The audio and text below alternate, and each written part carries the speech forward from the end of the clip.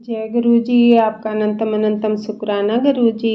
जय गुरु जी। संगत जी, संगत जी, अगर आप भी इस चैनल पर नए हैं तो चैनल को सब्सक्राइब जरूर करें, ताकि जब भी हम इस चैनल पर कोई भी सत्संग शेयर करें तो आपको पता चल सके और आप सत्संग सुन सकें। संगत जी, अगर आप भी अपना शुक्राना सत्संग शेयर करना चाहते हैं तो दिए गए व्हाट्सएप नंबर पर आप हमें वीडियो, ऑडियो या लिखकर भेज सकते हैं। आपके लिखे हुए सत्संग को हम अपनी आवाज़ में रिकॉर्ड करके दूसरी संगत तक शेयर करेंगे। संगत जी, मैं सत्संग को शेयर करने से पहले गुरु जी का मंत्र जाप करूंगी। ओम नमः शिवाय, शिव जी सदा सहाय। ओम नमः शिवाय, गुरु जी सदा सहाय। ओम नमः शिवाय, शिव जी सदा सहाय। ओम नमः शिवाय, गुरु जी सदा सहाय। जय गुरु जी।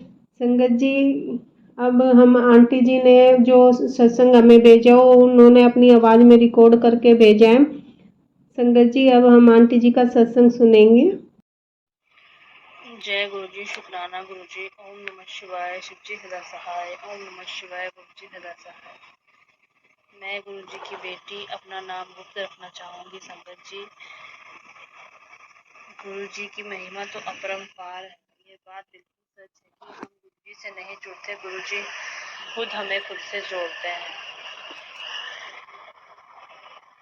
गुरु जी ने मुझे 7 सत्संग शेयर करने को कहा है। ये मेरा पहला शुक्राना सत्संग है।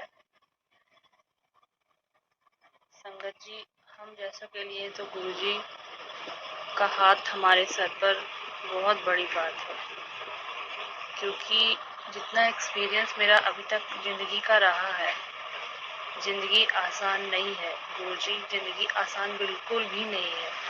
और खासकर हम जैसे लोगों के लिए जिनके सर पे माँ बाप का साया नहीं है, ऐसी स्थिति में गुरुजी से हमारा जुड़ना हमारे लिए बहुत बहुत बहुत बहुत बड़ी बात है।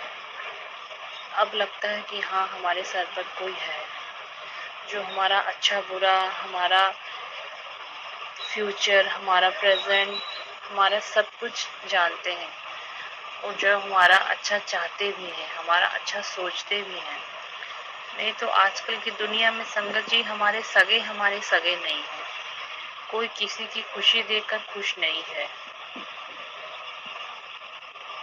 आज के कलयुग में हमें गुरु जी से जुड़ना कोई छोटी बात नहीं है। मैं बचपन से ही शिव जी को मानती थी, शिव जी की पूजा किया करती थी। 16 सोमवार के व्रत रखना, सोमवार के व्रत रखना मुझे बहुत अच्छा लगता था।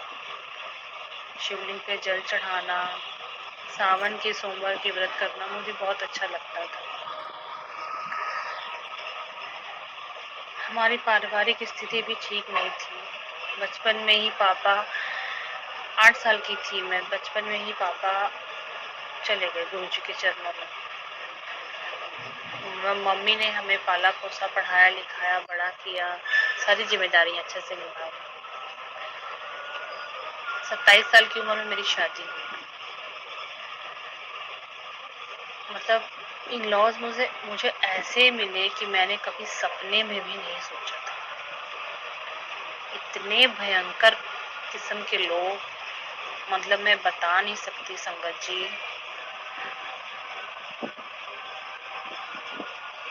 फिर भी मैंने सोचा कि चलो ठीक है, शादी हो गई है तो निभाना है। जब मैं गुरुजी से जुड़ी, मैं गुरुजी से अप्रैल 2024 में जुड़ी हूँ। जब गुरुजी से मैं जुड़ी तो मुझे बार बार सत्संग आते थे।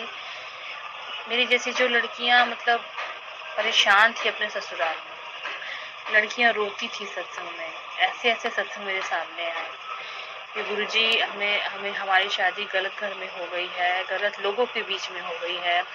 अगर हमें कंटिन्यू रहना है तो ठीक है, अगर नहीं रहना है तो प्लीज हाथ पकड़ के हमें यहाँ से बाहर निकाल दीजिए। मुझे बार बार ऐसे सत्संग मेरे सामने आते थे।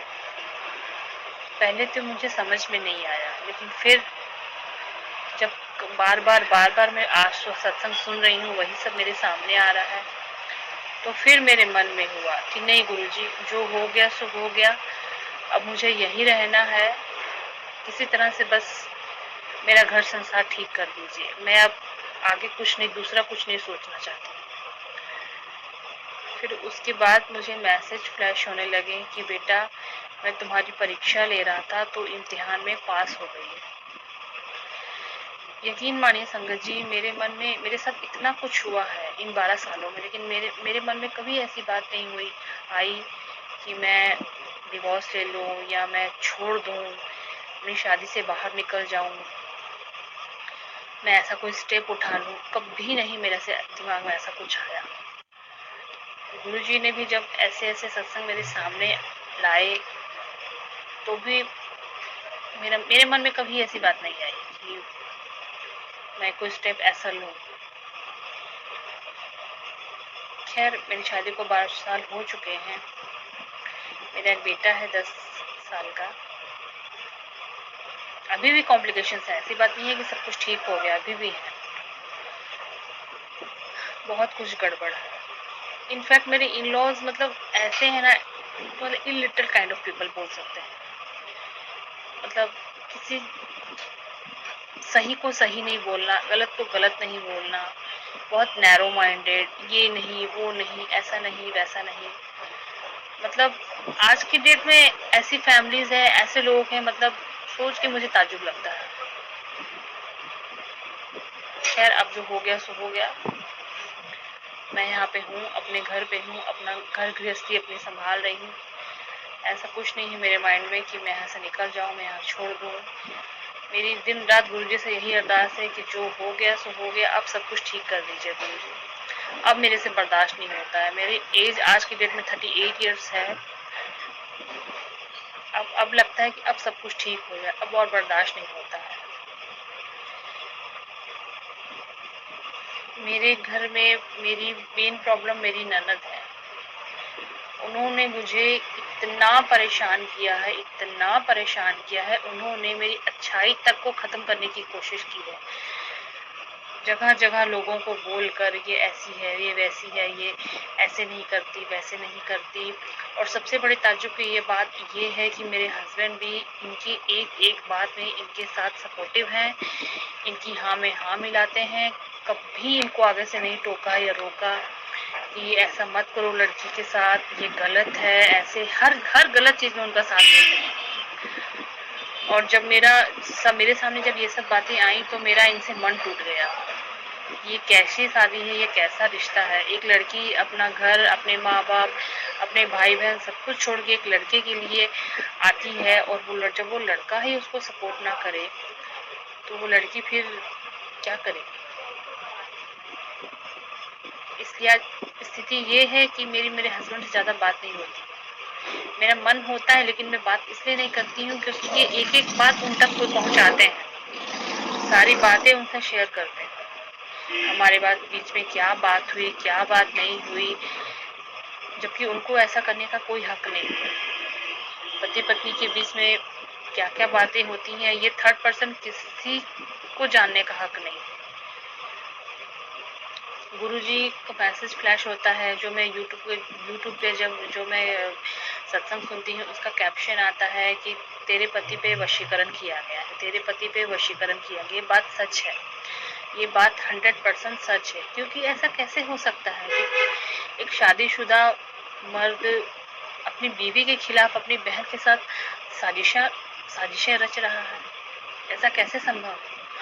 उनको गलत गलत नहीं दिखता, उनको सही सही नहीं दिखता, वो गलत को ही सही बोलते हैं और सही को ही गलत बोलते हैं। ऐसा कैसे संभव है। वो जो बोलती हैं उनके हाँ में हाँ मिलाते हैं। ऐसा कैसे पॉसिबल है। उनका नेचर संगत जी इतना गंदा है, इतना गंदा नेचर है, मतलब मैं बता नहीं सकती। एक छोटी सी बात का इतना बड़ा बतंगड़ बना के वो दिखाती है, पता नहीं कितनी बड़ी बात हो गई है। कोई भी गलती होने पर उसको झूठ पे झूठ बोलकर मतलब इतना ढक देती है कि सच बोलने वाला इंसान गलत साबित हो जाता है और वो सच्चे साबित हो जाते हैं। इतनी उन्होंने अति करी मेरे साथ। उसके बावजूद मैं अपना कर्म कर रही थी, मैंने कभी अपने फर्ज से पीछे नहीं हटी। मैंने कभी नहीं बोला कि मैं ये नहीं निभाऊंगी, मैं वो नहीं निभाऊंगी। 12 साल मैंने इस चीज को बर्दाश्त किया संगत जी, 12 साल। वो मुंह पर तो बहुत मीठी रहती है, लेकिन पीठ पीछे इतनी चुगलियां, इतनी गंदी गंदी बातें, इतना उल्टा सीधा बोलना, मतलब ऐसे लोगों की कैसी इज्जत की जाए, मुझे ये बताएं।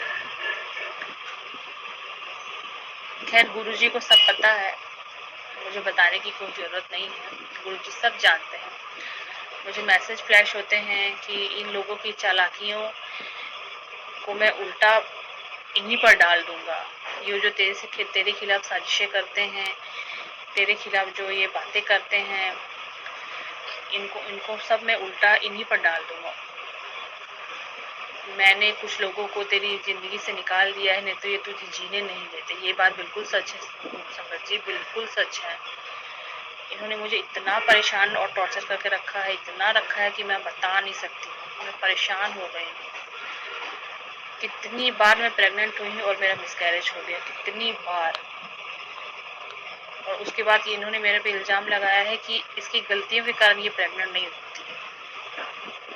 मैं एक पढ़ी लिखी वेल एजुकेटेड लड़की हूँ। शादी के बाद भी मेरा यही था कि शादी हो जाएगी, उसके बाद रिस्पॉन्सिबिलिटी घर की जो भी है वो निभाते हुए हम दोनों जॉब करेंगे और अपना घर चलाएंगे। इन्होंने भी हाँ की, इन्होंने भी मेरी हाँ पे हाँ मिलाई। लेकिन शादी के बाद इनको पता नहीं क्या हो गया, ये भगवान जाने क्या बातें ऐसी हुई कि ये बिल्कुल मेरे खिलाफ खड़े हो गए, बिल्कुल बिना कोई सपोर्ट के, कुछ नहीं, बस जो वो कहते हैं वही सच है, वही करना है। मतलब इनको मेरे दुख से सुख से कोई लेना देना नहीं, कोई मतलब नहीं है इनको मेरे दुख और सुख से लेना देना। बस मैं निभा रही हूँ संगत जी, निभा रही हूँ। लेकिन अब मेरे से बर्दाश्त नहीं होता है। अब लगता है कि गुरुजी सब कुछ ठीक कर दीजिए, अब मेरे से बर्दाश्त नहीं होता। 12 साल हो गए हैं शादी को, एक बेटा है। चाहती हूँ कि एक संतान मुझे और हो जाए। मेरे साथ जो हुआ सो हुआ, उसका मुझे अफसोस नहीं है। मेरे बेटे को एक छोटा भाई या बहन मिल जाए संगत जी, उसकी क्या गलती है। मेरे साथ जो हुआ सो हुआ, मुझे ठीक है, मुझे मंजूर है, मैं जिंदगी चला रही हूँ, कट रही है मेरी जिंदगी। लेकिन मैं अपने बच्चे को ऐसे नहीं देख सकती। उसका छोटा भाई बहन कोई हो जाए, मुझे बस ये चाहिए।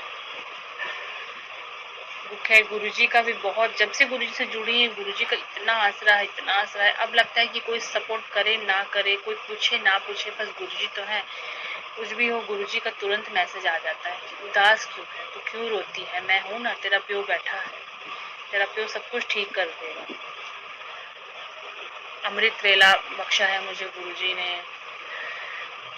मंत्र जाप करो, सब करती हूँ, जो गुरुजी बोलते हैं सब करती हूँ।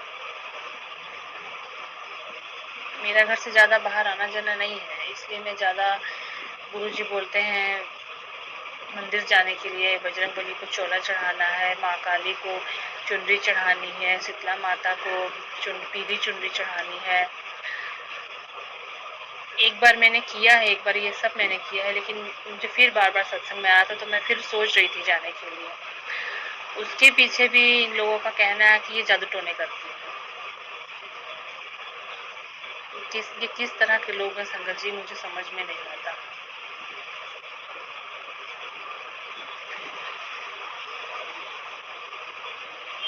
गुरुजी के द्वारा एक संगत परिवार से मैं जुड़ी। ये गुरुजी बहुत बहुत बहुत बड़ी ब्लेसिंग है। संगत परिवार बहुत बड़ा है, जिसमें हम आपसी सत्संग एक दूसरे के साथ शेयर करते हैं। गुरुजी कहते हैं सत्संग सुनने वाले का भी भला, सत्संग सुनाने वाले का भी भला।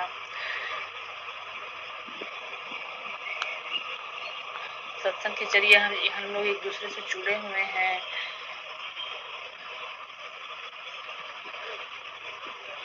गुरुजी की महिमा तो अपरंपार है। गुरुजी के बारे में क्या बोला जाए, ऐसे ऐसे सत्संग सामने आए हैं, सुने हैं।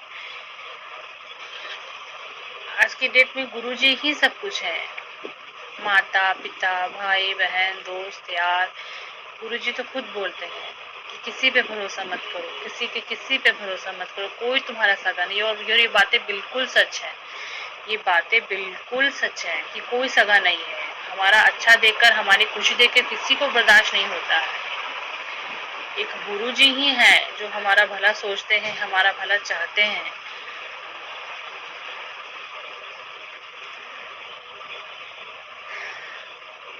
खैर संगत जी, जितनी जल्दी हो सके मैं प्रेग्नेंट हो जाऊं। मैं एक संतान और चाहती हूँ किसी भी हाल में। मेरा मन नहीं करता लोगों से मिलने जुलने, मेरा कहीं ज्यादा आने जाने का भी मन नहीं करता,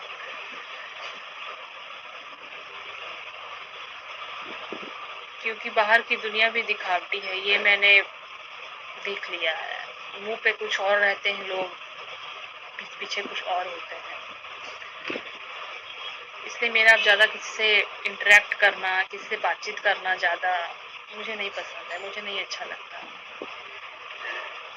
अपने आप में मस्त रहती हूँ, अमृत वेला करती हूँ, मंत्र जाप करती हूँ। और गुरु जी का भी मैसेज आता है, किसी से कोई उम्मीद मत किया कर, अपने आप में मस्त रहा कर, किसी से कोई उम्मीद मत रख, अपना कर्म सही रख, अपने कर्म चंगे रख, सब ठीक हो जाएगा। तेरा प्यो बैठा है, सब देख रहा है। तूने जिनके साथ अच्छा किया उन्होंने भी तेरे साथ गलत किया, और ये बातें बिल्कुल सच है।